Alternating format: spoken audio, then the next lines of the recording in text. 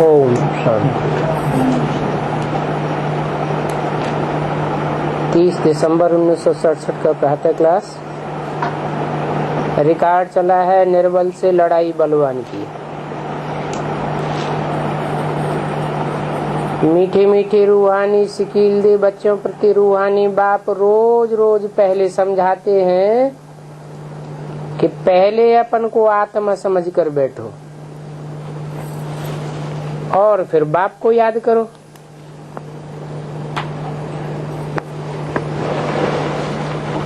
सीधा सीधा बाप को याद करें तो क्या हर्ज है?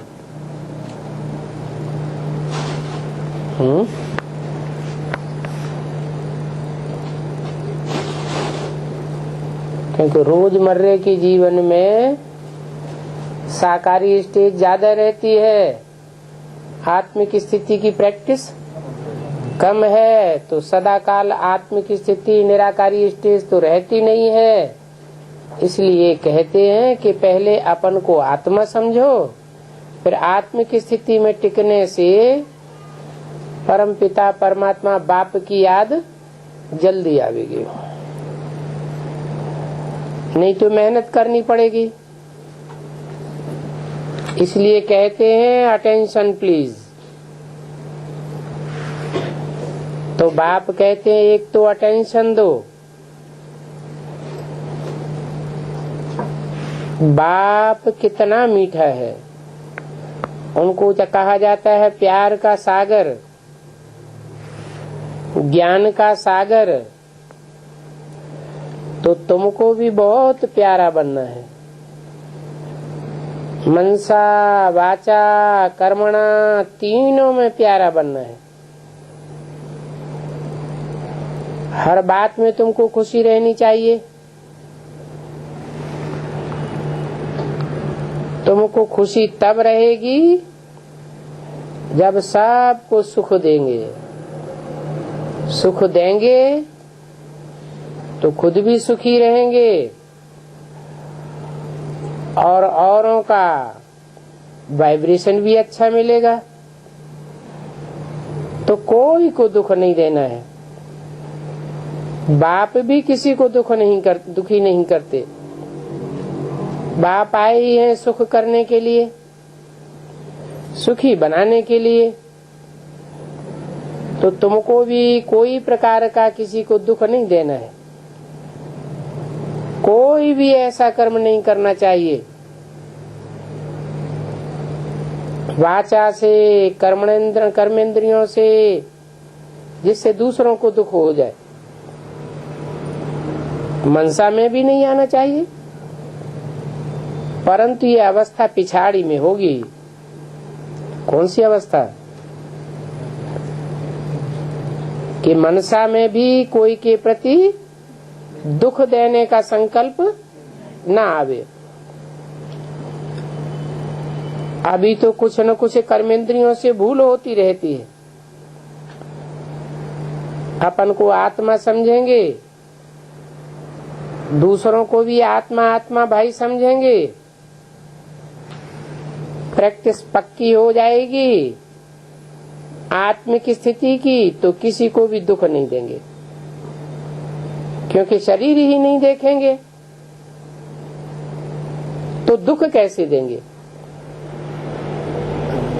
नई दुनिया में दुख क्यों नहीं होता?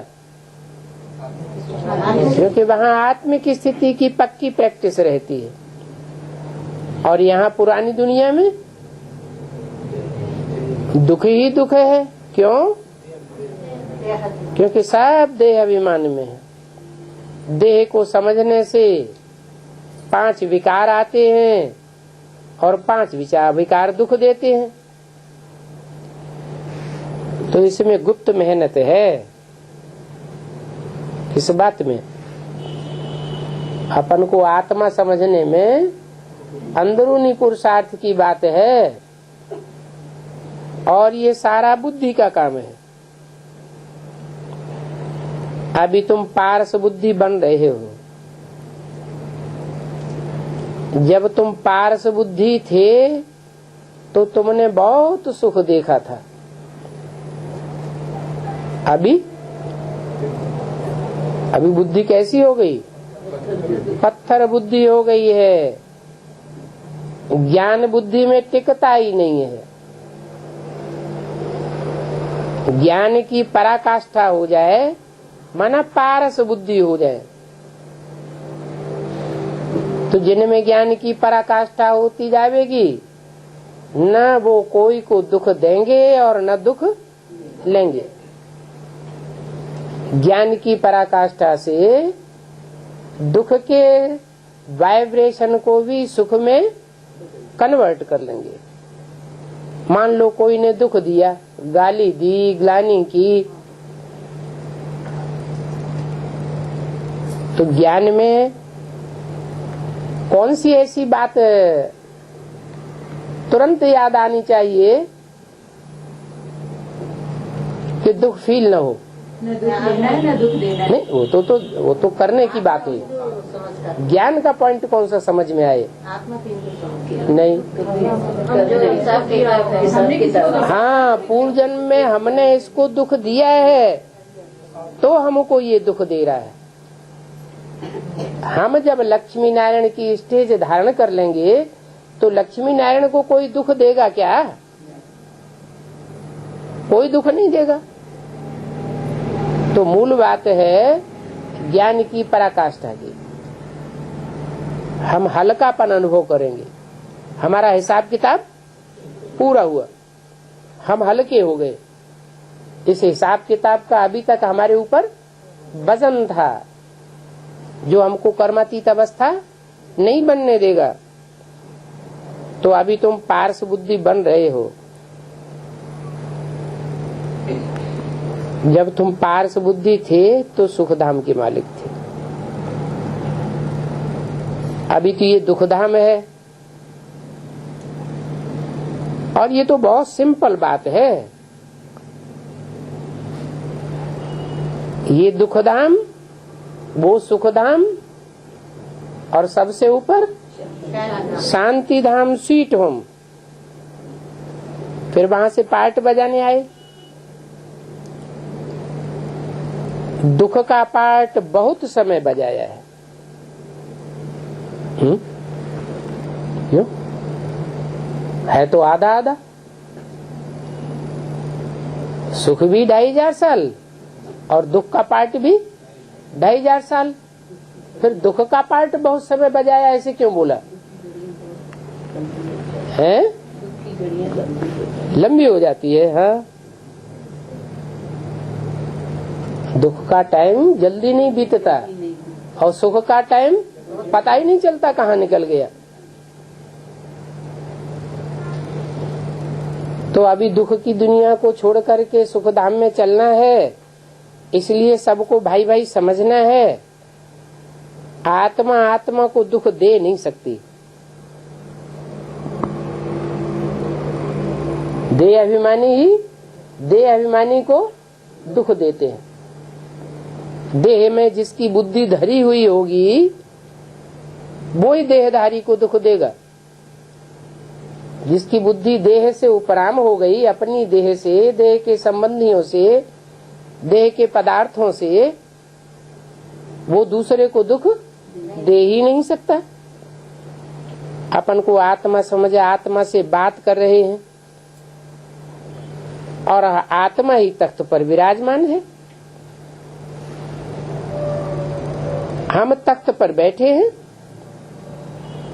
और ये भी शिव बाबा का रथ है क्या?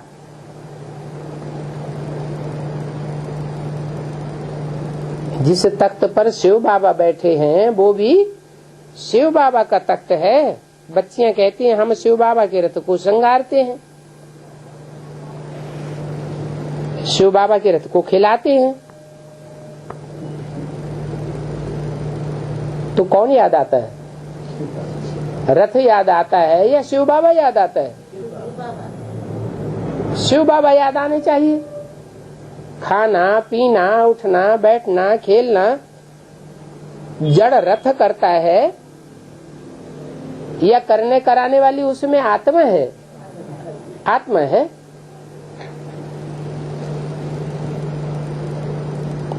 शिव बाबा के रथ को खिलाते हैं तो शिव बाबा याद रहता है। वो कल्याणकारी बाप है, वो ही याद रहना चाहिए। जो रथ का मालिक है वो कल्याणकारी थोड़े ही है। कौन है रथ का मालिक? रथ का सारथी है शिव बाबा। और रथी कौन है?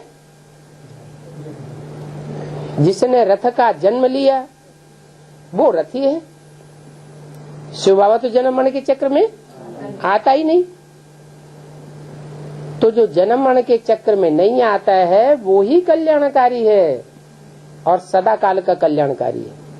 इसलिए सदा शिव, क्या थोड़े टाइम का शिव नहीं, शिव माने कल्याणकारी, सदैव का कल्याणकारी है। ऐसे नहीं आज कल्याण करता है, कल लड़ाई हो जाए तो अकल्याण करना शुरू कर देगा,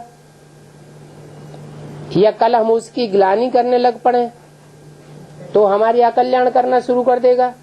नहीं, वो सदैव कल्याणकारी है। तो रथ में कल्याणकारी बाप ही याद आना चाहिए ना, देहधारी याद क्यों आना चाहिए? चाहे ब्रह्मा के तन में हो, चाहे प्रजापिता के तन में हो, याद कौन आना चाहिए? करण करावन हार आत्मा याद आना चाहिए ना। बाप कहते हैं मैं 5 तत्वों का भी कल्याण करता हूँ। क्या मतलब? हाँ, जिस अर्थ में प्रवेश करता हूँ वो भी तो 5 तत्वों का बना हुआ है। उस 5 तत्वों के रथ में रथी आत्मा बैठी हुई है। वो आत्मा चैतन्य है, चैतन्य आत्मा में ज्ञान बैठता है, तो आत्मा का तो कल्याण जल्दी होगा ही, क्योंकि नजदीक है। सबसे पहले किसके कान सुनेंगे? जिसमें प्रवेश करता हूँ पहले उसके कान सुनेंगे, पहले उसकी इंद्रियां संपन्न बनती हैं। लेकिन जो इंद्रियां हैं वो जड़ हैं या चैतन्य है? इंद्रियां तो जड़ हैं, शरीर का अंग है। तो जो जड़ रथ है वो 5 तत्वों का बना हुआ होने के कारण मैं उसका भी कल्याण करता हूँ। ऐसे नहीं सिर्फ आत्माओं का कल्याण करके चला जाता हूँ। इस सृष्टि पर 5 तत्व भी सतो प्रधान बन जाएंगे। कैसे बन जाएंगे? मेरी याद करने से आत्माएं सतो प्रधान बनेंगी या 5 तत्व सतो प्रधान बनेंगे? नहीं, आत्माएं भी सतो प्रधान पहले बनेंगी। लेकिन आत्माओं का जो संघात है, 500-700 करोड़ आत्माओं की बुद्धि में जब ये बात बैठ जाएगी कि एक बाप ही कल्याणकारी है और वो सब एकाग्र हो जाएंगी, नंबर बार एक के लब में लीन हो जाएंगी, एकाग्र स्टेज धारण करेंगी, तो तत्वों को भी सतो प्रधान बनना पड़ेगा। 5 तत्व जो हैं वो जड़ हैं और आत्माएं चैतन्य है। चैतन्य आत्माओं में शक्ति ज्यादा होती है, ज्यादा शक्ति होने के कारण वो जड़त्व को भी चेंज कर लेते हैं। तो 5 तत्वों का भी मैं कल्याण करता हूँ। वहाँ कोई भी चीज कब तकलीफ नहीं देती। कहाँ? नई दुनिया में 5 तत्व भी तकलीफ देने वाले नहीं होंगे। क्यों? क्योंकि 5 तत्व भी सतो प्रधान होंगे। उन 5 तत्वों में भी याद के वाइब्रेशन भरे हुए होंगे। 5 तत्वों का अणु अणु याद के वाइब्रेशन से भरपूर हो जाएगा। यहाँ तो देखो कब तूफान आते हैं, कब ठंडी आती है, कब बरसात होती है, पत्थर गिरते हैं, तो कितना तकलीफ देती है प्रकृति। 5 तत्व कितने दुखदाई हैं और वहां सुखदाई हो जाते हैं। अंतर क्या है? यहाँ जो 5 तत्व हैं उनको संग का रंग लगा है देह अभिमानियों का, इसलिए सब में चंचलता है, सब तामसी हो गए। 5 तत्व भी तामसी और वहां 5 तत्व भी सात्विक हो जाएंगे। तो वहां सदा बहार मौसम रहता है, कभी ज्यादा गर्मी, कभी ज्यादा बरसात, कभी ज्यादा ठंडी। नियम कानून से प्रकृति भी बाहर नहीं जाती, और यहाँ तो कानून मनुष्य ही तोड़ते हैं। मनुष्य का भाव, स्वभाव, संस्कार, प्रकृति ही ऐसी बन चुकी है। नए नए कानून बनते रहते हैं और कानूनों को तोड़ते रहते हैं। तो यहाँ तो दुख ही दुख है और वहां सुख का भंडार है, वहां दुख का नाम निशान नहीं होगा। वो है हेवन। क्या नाम पड़ा? Have in. बुद्धि कहाँ रहती है? आत्मा कहाँ रहती है? बाहर या अंदर? अंदर रहती है। अंतर्मुखी रहती है या बहिर्मुखी रहती है? सबकी आत्मा अंतर्मुखी रहती है और यहाँ बहिर्मुखी है। तो वहां है हेवन और यहाँ है हेल। नरक ही नरक है, सब बहिर्मुखी हैं। तो स्वर्ग या हेवन अच्छा या हेल या नरक अच्छा? नरक नाम ही पड़ता है। जो नर करता है अपनी मनमत पर, उससे बनता है नरक। और स्वर्ग जो स्वस्थिति में स्थित होते हैं, बाप आकर स्वस्थिति सिखाते हैं। मनुष्य तो स्वस्थिति में रहना जानते ही नहीं थे, तो स्वस्थिति में सारी दुनिया स्थित हो जाती है तो स्वर्ग बनता है।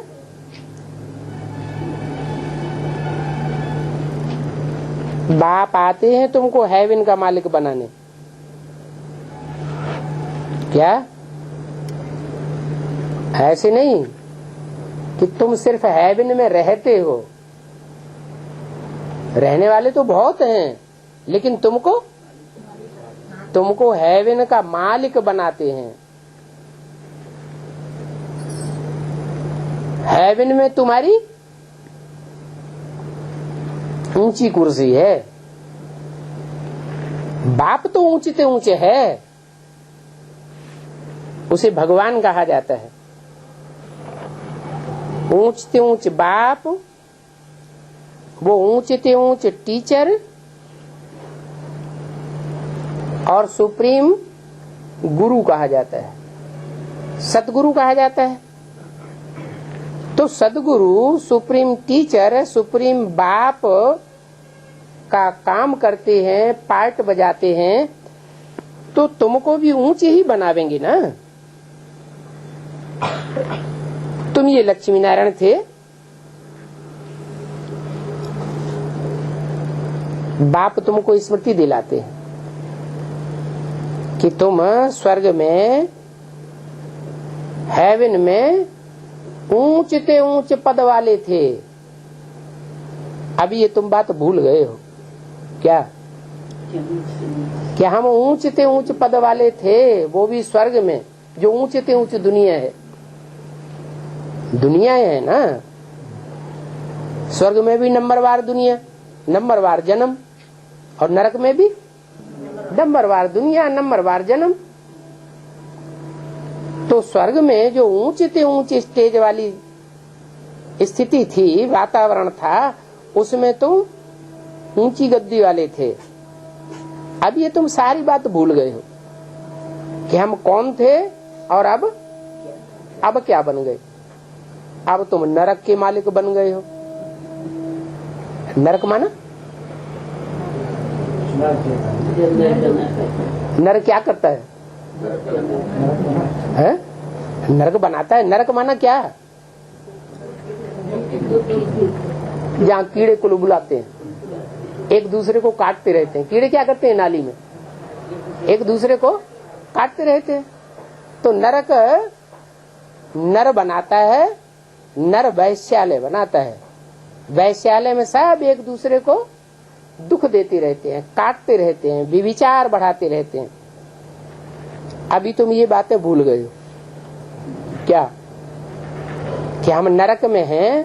पहले हम कभी स्वर्ग में थे, जहाँ विविचार का नाम निशान नहीं था। भक्ति मार्ग में कितना घोर अंधियारे में मनुष्य हैं।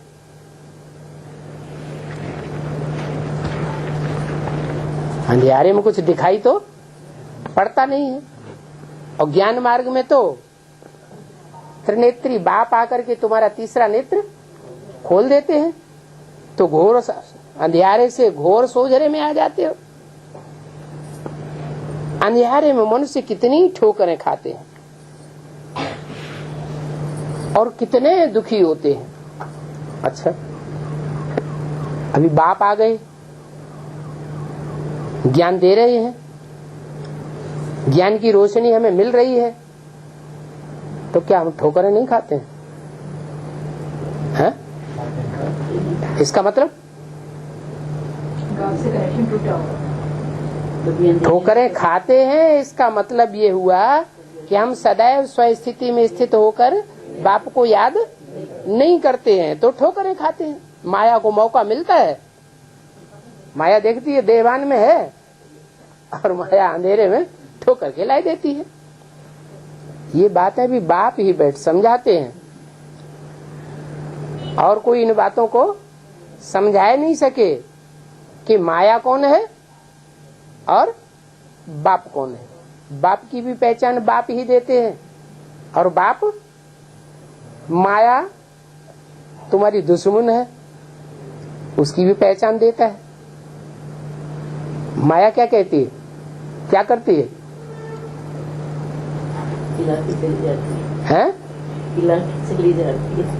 माया बाप की पहचान नहीं होने देती। तुम बच्चे कहते हो बाप आया हुआ है, और माया क्या कहती है? बाप नहीं आया हुआ, ऐसा हो नहीं सकता, वो तो पहले कभी आया था, अब थोड़ा ही आया हुआ है। मायावी जो गुरु लोग होते हैं वो क्या समझते हैं? अरे भगवान पहले कभी आया था, फिर बहुत वर्षों के बाद आवेगा, अभी थोड़ा ही आवेगा। अभी तो दुनिया को सुधारने वाले, संवारने वाले, दुनिया का कल्याण करने वाले कल्याणकारी शिव हम ही शिव हैं, हम ही त्रिमूर्ति शिव हैं। तो उल्टी पढ़ाई पढ़ाते हैं, माया और माया रावण। ऋषियों मुनियों आदि से पूछते थे, आप रचयिता और रचना को जानते हो क्या? उनसे पूछो। जो उल्टी पढ़ाई पढ़ाते थे उनसे पूछते थे कि आप रचयिता को जानते हो, रचना को जानते हो? तो कह देते थे नेति नेति। न रचयिता को जाना जा सकता है पूरी तरीके से, न रचना को जाना सकता है। दोनों के बारे में कह देते थे नीति नीति। इसके आदि मध्य अंत कोई नहीं है। रचना के बारे में तो और ही कह देते, रचना तो और ही समझ से परे है। जबकि उनके पास ही ज्ञान नहीं था रचयिता और रचना का, तो फिर वो ज्ञान परंपरा से अब तक कैसे चला आवेगा? वो ज्ञान तो जब भगवान आते हैं और दुनिया का विनाश होता है तो ज्ञान सारा लोप हो जाता है। द्वापर युग से थोड़ी स्मृति रहती है, शास्त्रों में सच्चाई रहती है, फिर बाद में जैसे जैसे शास्त्र लिखने वाले तामसी बनते जाते हैं, उसका तामसी इंटरप्रिटेशन होता जाता है और सारा ज्ञान अज्ञान में कन्वर्ट हो जाता है। तो ज्ञान परंपरा से कैसे आवेगा? बाप कहते हैं अब रचयिता और रचना का असली ज्ञान मैं तुमको देता हूँ। क्या रचयिता कौन है? रचयिता साकार होगा या निराकार होगा? रचयिता भी साकार होगा और रचना भी साकार होगी। मैं क्या हूँ? मैं असली रूप में क्या हूँ? मैं निराकार हूँ। मेरी बिंदी का ही नाम शिव है। परंतु जब रचयिता रचना की बात आती है तब मुझे साकार में आना पड़ता है। तो जिसमें पहले पहले आता हूँ वो है साकार रचयिता, और उसके द्वारा जिसकी रचना होती है वो है रचना।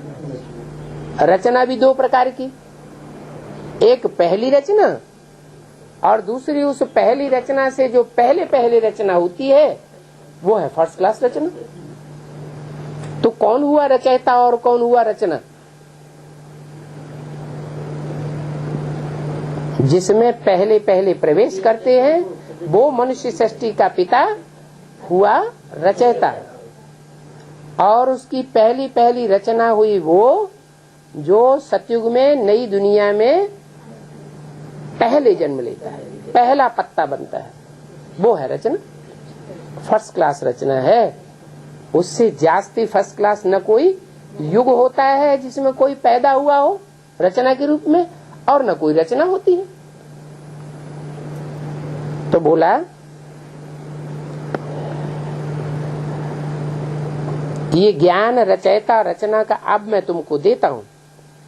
सदगति हो गई फिर तो ज्ञान की दरकार ही नहीं। क्या ज्ञान की दरकार कब तक है? जब तक दुर्गति है, मन बुद्धि की दुर्गति, कर्मेंद्रियों की दुर्गति, फिर पांच तत्वों की दुर्गति। दुर्गति माना दुष्ट गति। दुष्ट सुख देता है या सुख देता है? दुष्ट दुख देता है क्योंकि झूठा होता है, और सत्य सुख देता है। यहां तुम सबकी है दुर्गति, परंतु ये किसी को पता ही नहीं है। क्या कि हमारी मन बुद्धि की, हमारे शरीर की, पांच तत्वों की दुर्गति है या सदगति है? लोग बड़े बड़े महल माड़ियां अटारियां बनाते चले जा रहे हैं तो समझते हैं पांच तत्व सतो प्रधान है। अपनी आत्मा को समझते हैं कि हम तो सुख के लिए देखो कैसी दुनिया बना रहे हैं।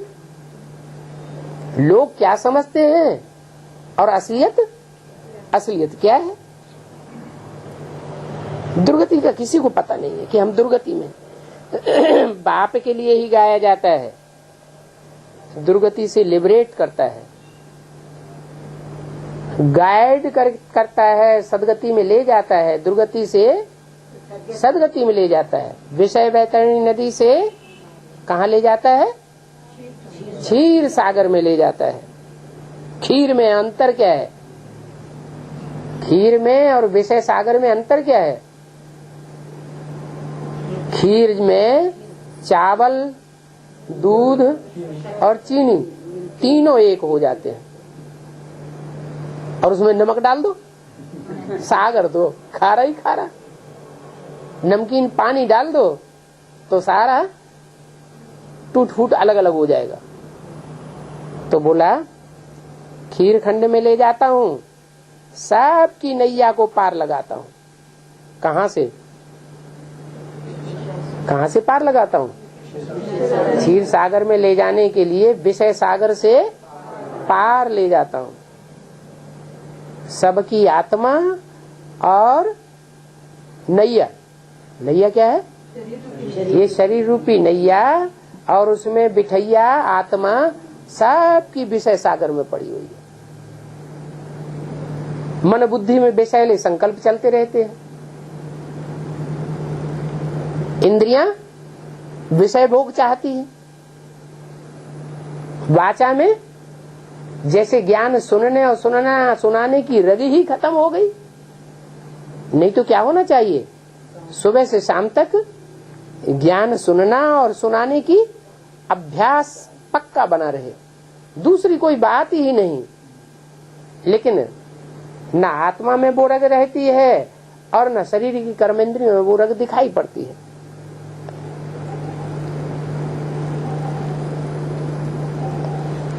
विष्णु को भी क्षीर सागर में दिखाते हैं ना, क्यों? विष्णु को क्षीर सागर में क्यों दिखाते हैं? शंकर जी को क्षीर सागर में क्यों नहीं दिखाते? ब्रह्मा को खीर खंड में क्षीर सागर में क्यों नहीं दिखाते हैं? विष्णु वाला नो विश एट ऑल।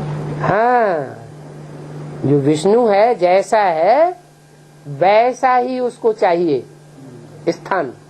आत्मा सतो प्रधान है तो उसको सतो प्रधान स्थान, सतो प्रधान वाइब्रेशन, सतो प्रधान दुनिया चाहिए। तमो प्रधान विषयली आत्मा है तो उसको विषय विकारों की दुनिया चाहिए, वही उसको आनंद आएगा। नाली का कीड़ा होगा और उसको साफ सुथरे स्थान में धूप में रख दो तो उसे मजा नहीं आएगा, बिलबिला के मर जाएगा। तो जो विषयी आत्मा है उसको विषय भोग चाहिए, और जो निर्विष आत्मा है उसको नो विषय एट ऑल, विष्णु की दुनिया चाहिए। इसका मतलब क्या हुआ कि शंकर को क्षीर सागर में क्यों नहीं दिखाते हैं? शंकर जिसका नाम दिया गया है, जो पार्टधारी है, वो दुनिया का सबसे तमो प्रधान पार्टधारी है या सबसे सतो प्रधान पार्टधारी है? उसमें दो आत्माएं विशेष हैं तो तीन, जो तीसरी है वो तो पढ़ने वाली है, लेकिन दो आत्माएं विशेष हैं। एक उसमें है भोक्ता और एक है अभोक्ता। जो अभोक्ता है वो एवर प्योर है, क्या? वो कभी विषय भोगता ही नहीं, सदैव ही निर्विषय है। और दूसरी आत्मा वो दुनिया की सबसे जास्ती विषय भोगने वाली आत्मा है। सबसे ज्यादा विषय भोग रानियों ने भोगे या राजाओं ने? राजाओं ने सबसे ज्यादा विषय भोगे। रानियां तो जहां देखती थी कि अब मुसलमान आकर के हमको दूषित करने वाले हैं तो फटाक से जौहर कर देती थी, उन्हें व्यभिचार पसंद ही नहीं था। और राजाओं को, भारत के राजा हैं तो दुनिया में बड़े प्रसिद्ध हो गए। दुनिया के सब धर्मों में नियम बनाया गया कि 3 या 4 शादियां कर सकते हैं। भारतवासियों ने क्या किया? भारतवासियों ने तो जाने कोई उनका कोई हिसाब ही नहीं। तो सबसे ज्यादा पतित कौन सा देश बनता है? भारत देश। और उसमें भी जो राजाएं हैं, ऐसे तो यथा राजा तथा प्रजा, जब राजाएं यहाँ के पतित बने, विषयी विकारी बने, तो प्रजा भी ऐसी बन जाती है। क्यों? क्योंकि वो तो नियम है, यथा राजा तथा प्रजा। राजा में ताकत है, आधा में जाम, आधा में रैयत। आधी संपत्ति राजा भोगता है, धन संपत्ति वैभव, और आधे में प्रजा भोगती है। तो प्रजा के पास इतना वैभव तो है नहीं। जो खुलेआम इतनी शादियां करे और विषय भोगे तो क्या करेगा? प्रजा का आदमी चोरी छिपे करता रहा, तो चोरी छिपे करने उसके तो और कोई हिसाब ही नहीं। तो बहुत सारी दुनिया राजाएं और उनकी प्रजा बहुत विकारी बनी। अभी बाप आते हैं, बताते हैं इन विषयी विकारियों के बीच जो राजाओं की क्वालिटी वाली आत्माएं हैं, उन राजाओं के बीच सबसे जास्ती विकारी कौन बना? सबसे जास्ती पतित कौन बना? वो अपने मुख से ही बोलता है शास्त्रों में, मैं पतितन को राजा। क्या? सिर्फ पतित ही नहीं, मैं पतितन को राजा। माने पतितों का भी राजा, माने जितने भी पतित विकारी राजाएं हुए उन सबसे जास्ती पतित और विकारी कौन सी आत्मा हुई? राम वाली आत्मा सबसे जास्ती विकारी हुई।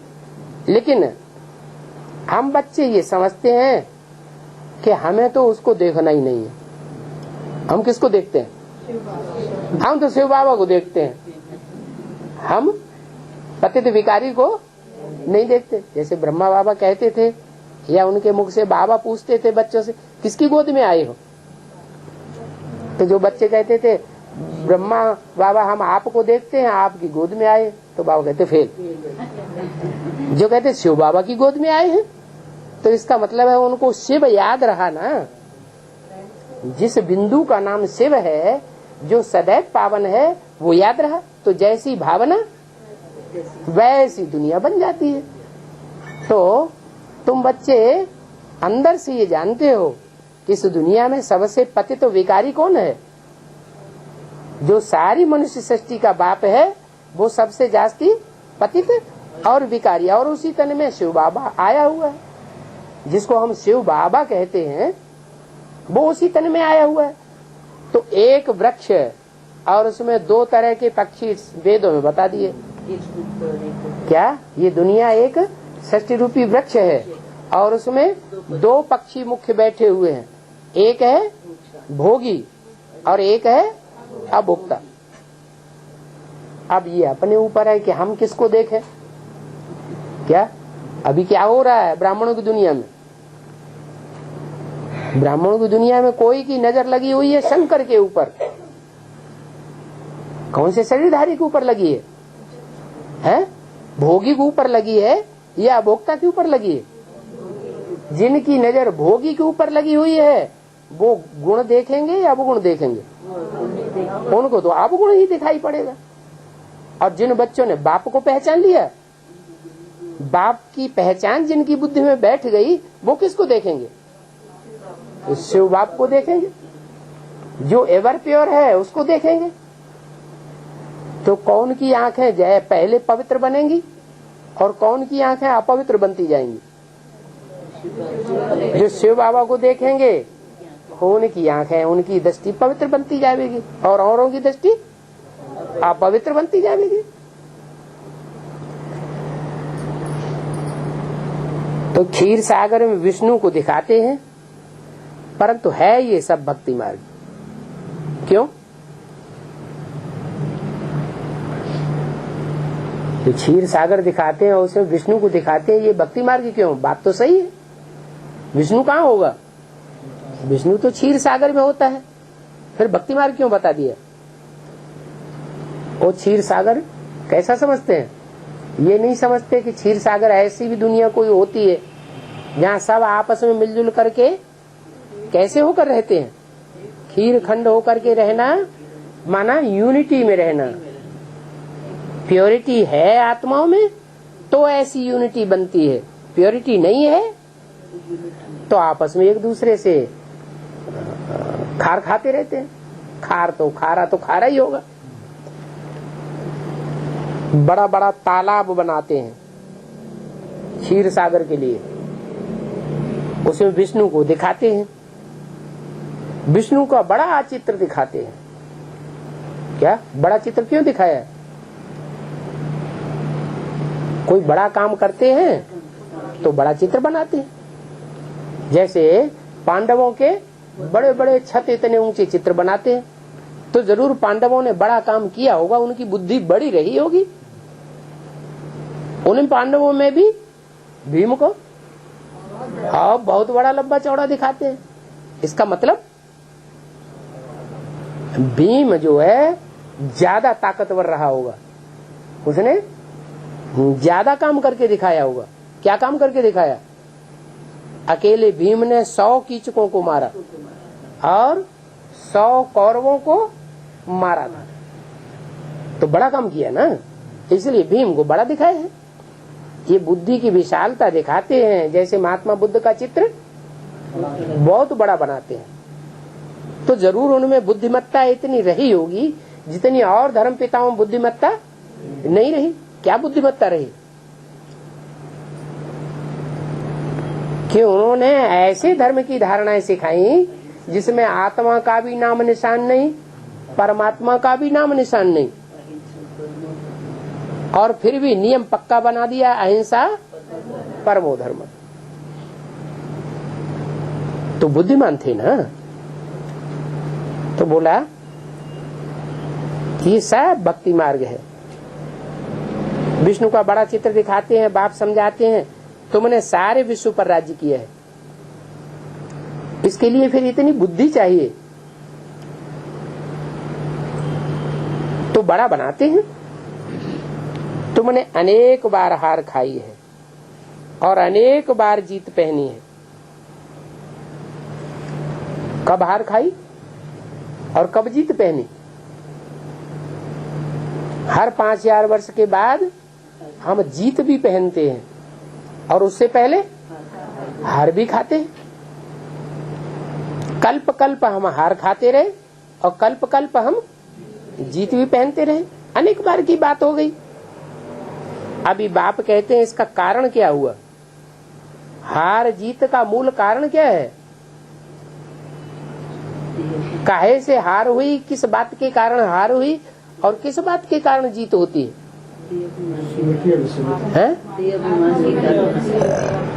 इच्छा मात्रम अविद्या, इससे होती है जीत।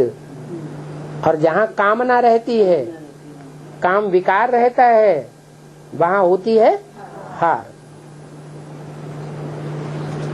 इस पर जीत पाने से तुम जगत जीत बनेंगे। तो मूल बात काम विकार के ऊपर आती है।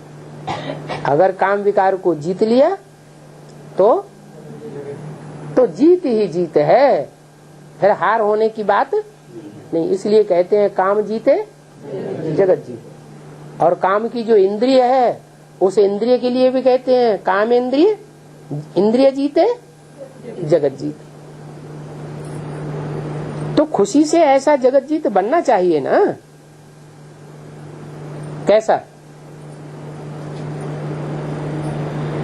जो जगत को जीत पाने वाला हो, बलग्रस्त व्यवहार में हो। क्या ऐसे ही नहीं सन्यासी बनकर के जीत लिया, बलग्रस्त व्यवहार में रहने वाला हो, परंतु इंद्रियों पर जीत पाने वाला हो, कमल फूल के समान जीवन हो। क्या विशेषता है कमल फूल में और गुलाब में? कमल का फूल कीचड़ में भी रहता है। कितना गाढ़ा कीचड़ होता है, कितना गंदा होता है, और कीचड़ में से निकालो तो कोई निशान भी नहीं रहता। और गुलाब के फूल को डाल दो कीचड़ में तो खत्म ही हो जाएगा। अभी तो तुम कांटे से फूल बन रहे हो। क्या? अभी तुम कमल फूल सामान बने नहीं हो, अभी हो तुम कांटे, दुख देने वाले, उससे बदल करके फूल बन रहे हो। समझ में आता है क्या?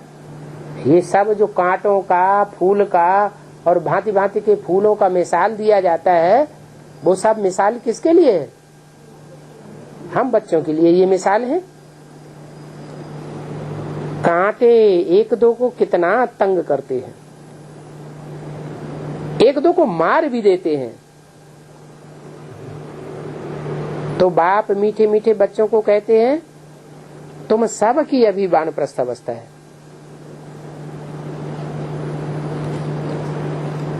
तुम्हारा कोई बचपन नहीं है क्या? अब सबकी अंतिम जन्म है। इस अंतिम जन्म में सबकी वानप्रस्थ अवस्था है। माना अनेक जन्म विकार भोगते भोगते अब अंतिम घड़ी आ गई। छोटे छोटे बच्चे पैदा होते हैं, वो भी कितने समझदार पैदा होते हैं, उनमें भी कितने विकार भरे हुए हैं। तो ऐसे नहीं कि कोई बाल अवस्था में है, कोई महात्मा है। जैसे बाबा कहते हैं छोटे बच्चे तो जैसे महात्मा होते हैं, नहीं, अभी सबकी वानप्रस्थ अवस्था है। छोटे बड़े सब वानप्रस्थ अवस्था में है। अभी तुम वाणी से परे जाने के लिए पढ़ते हो। किस लिए पढ़ते हो? वाणी से भी परे चले जाओ। बाप कहते हैं सभी की वानप्रस्थ अवस्था है, तो वानप्रस्थ का सही अर्थ समझना चाहिए ना, वाणी से परे हो जाना चाहिए। माना कोई भी विकारों की बात आएगी तो पहले मन के अंदर आएगी, मन के अंदर से फिर स्थूल रूप धारण करती है तो वाचा में आती है। तो अब वाणी से भी परे चले जाना चाहिए। ये भक्ति में रस्म रिवाज चलती है। यहाँ तुम वानप्रस्थी बनते हो तो भक्ति मार्ग में भी वाणी से परे चले जाते हैं। माना बात करना छोड़ देते हैं, घर परिवार वालों से ही बात करना बंद कर देते हैं। हमारा अब कुछ लेन देन बातचीत का भी, वाचा का भी कोई कनेक्शन नहीं रहा। लेकिन बात कहाँ की है? यहाँ की बात है कि जब हमारी आत्मा निराकारी स्टेज में, आकारी स्टेज में टिक जाएगी तो हमको बात करने की भी दरकार नहीं रहेगी। 60 वर्ष से गुरु करना शुरू करते हैं, और तुमको तो अभी मिला है सदगुरु। वो तो भक्ति मार्ग में 60 वर्ष के बाद गुरु करते हैं, और तुमको तो अभी, तुम्हारी सबकी अभी वानप्रस्थ अवस्था है और तुमको सदगुरु मिला हुआ है। वो सदगुरु तो तुमको सच्चे वानप्रस्थ अवस्था में ले ही जावेंगे। वो वानप्रस्थ अवस्था तो झूठी है जहाँ वाणी से परे कर देते हैं स्थूल रूप में, और तुमको तो सच्ची सच्ची वानप्रस्थ अवस्था में ले जाते हैं जहाँ तुमको अंदर से ही इच्छा नहीं होगी क्या कि हम वाचा में आवे। ये यूनिवर्सिटी है, भगवान वाच है ना। मैं तुमको राजयोग सिखलाता हूँ। ये मैं भगवान क्यों करते हैं? हाँ? भगवान है तो हमको तो ये कहता है मैं पना भूल जाओ। हाँ, बार बार बोलते हो मैं। हाँ? हाँ, तो बाप बोलते हैं जब मैं तुमको राजयोग सिखाता हूँ, वो सच्चा बोलते हैं या झूठा बोलते हैं? वो तो सच्चा बोलते हैं, कोई झूठी बात नहीं बोलते। एक बाप के सिवाय और कोई राजयोग, ऐसा योग कोई नहीं सिखाता जिसमें ये राज भरा हुआ हो, जो राजाओं का राजा बनाए। पूज्य राजाएं थे, वो ही फिर पुजारी बने। कैसे? पूज्य कब थे? पूजनीय कब थे? जब आत्मिक स्थिति वाले थे तो पूज्य थे, स्वस्थिति में स्थित थे, देवता थे, स्वर्ग में थे तो पूज्य थे। फिर द्वापर युग में क्या करते हैं? द्वापर युग में स्वर्ग तो होता ही नहीं, आत्मिक स्थिति किसी की होती नहीं, तो क्या करते हैं? वो ही देवताएं जो पूज्य थे, आत्मिक स्थिति वाले थे, स्वस्थिति वाले थे, वो परचिंतन में आ जाते हैं, पर से प्रभावित हो जाते हैं। किससे प्रभावित हो जाते हैं? रावण देहधारी गुरुओं से प्रभावित हो जाते हैं। जब प्रभावित हो जाते हैं तो जड़ मूर्तियों की पूजा करते हैं। तो बाप कहते हैं बच्चे अच्छी रीति पुरुषार्थ करो। क्या अच्छी रीति पुरुषार्थ करो? क्या क्या अच्छी रीति पुरुषार्थ करो? अच्छी रीति यही पुरुषार्थ करो कि जो पुजारी हैं उनसे प्रभावित मत हो। किससे प्रभावित हो? हैं? जो सदैव ही पूज्य था। सदैव पूज्य कौन होता है? शिव बाबा षष्ठी पर सदा कायम है, ये कभी कायम है कभी नहीं कायम है। इस षष्ठी पर सदा कायम, कहाँ सदा कायम कहाँ है? वो तो 2500 साल परमधाम में रहता है। हाँ, जो परमधाम में रहता है वो शिव बाबा नहीं है, वो है शिव बाप। लेकिन जिस साकार में प्रवेश करते हैं वो है शिव बाबा, और वो शिव बाबा कभी विधर्मियों के प्रभाव में आता नहीं है, बल प्रभाव में नहीं आता है, फिर भी संग का रंग लगता है या नहीं लगता है? संग का रंग तो लगता है। तो आखिरी जन्म में क्या बन जाता है? मुसलमान बन जाता है, क्रिश्चियन बन जाता है, बौद्धि बन जाता है, क्या बन जाता है? वो कोई को नहीं मानता। क्या मानेंगे तो एक सनातन धर्म को मानेंगे, और नहीं मानेंगे तो किसी को नहीं मानेंगे, नास्तिक बन जाता है। इसी मुरली में बोला है, भारत इस समय पूरा नास्तिक है, 100% नास्तिक है। नास्तिक माने जो किसी को न माने, किसी साकार को माने ही नहीं माने। तो सबसे बड़ा अहंकारी हुआ ना, है? सबसे बड़ा देह अहंकारी हुआ क्या? सबसे बड़ा आत्माभिमानी हुआ? सबसे बड़ा देह अहंकारी हुआ। अब ड्रामा देखो कैसा बना हुआ है, जो सबसे बड़ा दुनिया का देह अहंकारी, उसी में विदेही आके प्रवेश करता है बहुत चालाक, कि इस मुट्ठे को कंट्रोल कर लेंगे तो सारी दुनिया कंट्रोल हो जाएगी। अच्छा, सबसे ऊंचा निरहंकारी और सबसे दुनिया का सबसे बड़ा अहंकारी अहमदाबादी। बाप कहते हैं अच्छी रीति पुरुषार्थ करो, दैवी गुण धारण करो। क्या अच्छी रीति पुरुषार्थ करने का क्या मतलब हुआ? कि जो देवताएं थे स्वर्ग में, स्वस्थिति में वाले थे, उनका जो मूल गुण है उसको धारण करो। बल खाओ पियो, है? खाने पीने के लिए मना नहीं है कि तुम व्रत उपवास करना शुरू कर दो, जैसे भक्ति मार्ग में करते आए। बल खाओ पियो, श्रीनाथ दरबार में जाओ। क्या तुम्हें श्रीनाथ दरबार अच्छा लगता है या जगन्नाथ दरबार अच्छा लगता है? हाँ, जगन्नाथ दरबार अच्छा लगता है। श्रीनाथ दरबार में तो मालपुआ मिलते हैं,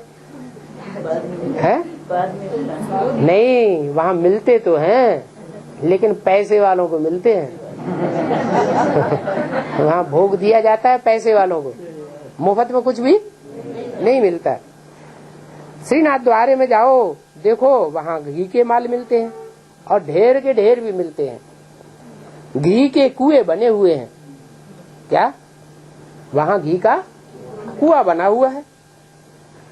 वो फिर खाते कौन है? जो घी का कुआं बना हुआ है, घी के माल बनते हैं, खाते कौन है?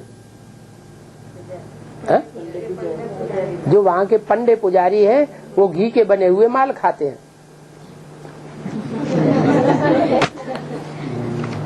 पब्लिक को क्या देते हैं? पब्लिक को कहेंगे पैसा लाओ, तो जितना दोगे उतना तुमको बढ़िया और ज्यादा माल मिल जाएगा। 30-12-67 की वाणी का दूसरा पेज। श्रीनाथ और जगन्नाथ हैं दोनों काले। ऐसे नहीं कि श्रीनाथ जो है वहाँ 36 प्रकार के भोग मिलते हैं, घी का बना हुआ माल मिलता है, तो कोई गोरे होंगे? नहीं, वो भी काले, और जगन्नाथ भी काले। जगन्नाथ के मंदिर में जाएंगे तो बाबा ने बताया कि वहाँ बहुत गंदे चित्र देवताओं के हैं। मंदिर के बाहर है या मंदिर के अंदर है? बाहर बहुत गंदे गंदे चित्र हैं। कहाँ की यादगार है? कैसे? यहाँ आगे चुप। संपूर्ण नहीं बने। हाँ, माना जब तक विष्णु के मंदिर में न पहुँचे तब तक कैसे हैं? तब तक गंदे हैं, गंदे चित्र दिखाए गए। श्रीनाथ के दरबारे में न अंदर न बाहर गंदे चित्र नहीं दिखाए गए। माने श्रीनाथ, माने कृष्ण की आत्मा ने जो पार्ट बजाया जीवन रहते रहते, उसमें गंदा काम कर्मेंद्रियों से नहीं किया, और उन्होंने कर्मेंद्रियों से गलत काम किया, गंदा काम किया।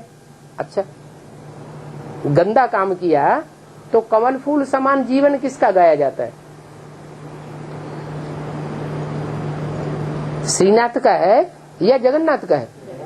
जगन्नाथ का कमल फूल समान जीवन है। और बाबा शिक्षा किस कौन सा फूल बनने की देते हैं? कमल फूल समान बनेंगे तो किंग फ्लावर बनेंगे। अगर कमल फूल समान जीवन नहीं धारण करेंगे, सन्यासी बन के रहेंगे और फिर गुलाब की तरह रहेंगे तो कमल फूल समान जीवन न होने के कारण फिर राजा या राजाओं के राजा नहीं बने। बाप की शर्त है, रहो घर गृहस्थ में। कहाँ रहना है? घर गृहस्थ के कीचड़ में रहना है, और गृहस्थ के कीचड़ में रहते हुए भी बुद्धि से उपराम रहना। तो दोनों को काला दिखाया है संगम युग में। माने दोनों जगन्नाथ या श्रीनाथ जो भी पार्ट बजाने वाली आत्माएं हैं, वो दोनों साथ साथ सतो प्रधान बनती है या आगे पीछे सतो प्रधान बनती है? चाहे ब्रह्मा से विष्णु बनने वाला हो, चाहे प्रजापिता से विष्णु बनने वाला हो, दोनों साथ साथ काले से गोरे बनेंगे या दोनों में से कोई पहले काले से गोरा बन जाता है? हाँ, उनमें ज्ञान की कमी है। ज्ञान की कमी होने के कारण वो समझते ही नहीं कि पवित्रता असली क्या होती है, इसलिए वो काले हैं। क्या? और वो उनमें गोरे वो भी नहीं है, दोनों ही काले हैं। वो तो अज्ञानता के कारण जैनियों ने दो तरह के मंदिर बना दिए हैं। क्या? एक सफेद मूर्तियों वाला मंदिर और एक काली मूर्तियों वाला मंदिर। वो जैनी लोग इस बात को समझते ही नहीं है। और काली मूर्तियों वाला मंदिर भी ऊपर बनाया हुआ है। ये क्या चक्कर कि वो ऊंची स्टेज वाले हैं, उन्होंने गहराई की बात को समझा हुआ है ऊंची स्टेज वालों ने। और जो नीचे रखे हुए हैं सफेद मूर्तियां, उन्होंने उतनी ऊंची पढ़ाई, उतनी ऊंची चाढ़ी नहीं चढ़ी है ज्ञान की, इसलिए हैं तो नीचे, लेकिन उन्होंने जो सीढ़ी न चढ़ी है उसके कारण बुद्धि जितना समझा है उतना पवित्र बने। बेसिक नॉलेज में जितनी ज्ञान होगा उतना ही पवित्र बनेंगे या बिना ज्ञान के पवित्र बन जाएंगे? बेसिक नॉलेज है तो बेसिकली पवित्र बनेंगे। एडवांस ज्ञान है तो एडवांस के पवित्र बनेंगे। एक है सन्यासियों की पवित्रता और एक है देवताओं की पवित्रता। कौन ज्यादा ऊंचे हुए? देवताएं ज्यादा ऊंचे हुए। देवताओं में भी एक है राजा बनने वाले और एक है रानी बनने वाले। कौन अधिकारी है, कौन अधीन है? राजाएं अधिकारी है, रानियां अधीन है। क्यों? वो अधीन क्यों बनी? उनमें तो ज्यादा पवित्रता रही जन्म जन्मांतर। उनके आए बगैर तो ये पवित्र बन भी नहीं सकते। हाँ, उनको बाप की पहचान नहीं होती। तो सबसे बड़ी उपलब्धि क्या हुई? बाप की पहचान। अम्मा को तो पहचान लिया, रानियों ने किसको पहचान लिया? बच्चियां जो घर में पैदा होती हैं वो किसकी तरफ जाती हैं? वो अम्मा की तरफ जाती है। और बच्चा बाप की तरफ जाता है। तो ये दो हैं, एक विजयमाला एक रुद्रमाला। रुद्रमाला है बच्चे और विजयमाला है बच्चियां। बच्चियां बनती हैं रानी और रुद्रमाला के बच्चे बनते हैं राजा। सारा फाउंडेशन यहाँ से पड़ा हुआ है। तो जगन्नाथ के मंदिर में बहुत गंदे चित्र लगे हुए हैं तो दोनों काले। श्रीनाथ को भी काला दिखाते हैं और जगन्नाथ को भी काला दिखाते हैं, लेकिन बहुत गंदा किसको दिखाते हैं? जगन्नाथ के मंदिर को जो यादगार मंदिर बनाया हुआ है उसमें बाहर जो मूर्तियां रखी हुई हैं वो बहुत गंदी दिखाते हैं। दिखाने वाले कौन है? ज्ञानी आत्माएं हैं या अज्ञानी आत्माएं? भगत ही तो हैं। उन भक्तों ने ज्ञान की गहराई को नहीं समझा है तो न समझने के कारण उनको गंदा दिखा दिया है। और श्रीनाथ के मंदिर में जो मूर्तियां रखी हैं उनको सुंदर दिखा दिया है। अभी वह चित्र हैं या गवर्नमेंट ने बंद कर दिए हैं, ये कोई जा करके देखे। बाबा को संशय आता है। जाए करके देखे। कलकत्ते के नजदीक है कटक, क्या है, उसी तरफ जगन्नाथ भी है, उसी तरफ कटक भी है। देख करके आवेंगे। वहाँ कोणार्क का मंदिर भी है, वहाँ और ही गंदे गंदे चित्र बने हुए हैं। देख करके आवेंगे, सर्विस भी करके आवेंगे। कलकत्ते वाले को ही डायरेक्शन मिलती है, क्या डायरेक्शन भी किसको मिलती है? जो कलकत्ते वाले हैं, कलह क्लेश कट्टा करने वाले हैं, उनको ये डायरेक्शन मिलती है, क्या कि वहाँ कोणार्क के मंदिर में जावे और उनकी सेवा करके आवे। वहाँ चावल का हंडा बनाते हैं। कहाँ? जगन्नाथ मंदिर में पकाते किसको हैं? चावल पकाते हैं।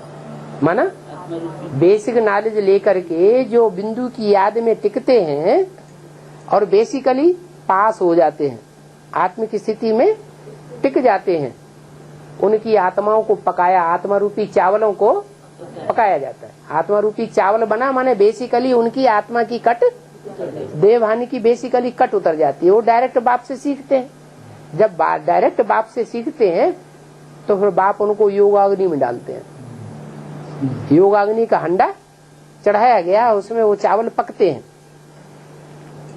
जो पक जाने से 4 भाग हो जाती है। जो चावलों का हंडा जब पूरा पक जाता है तो 4 भागों में फट जाता है।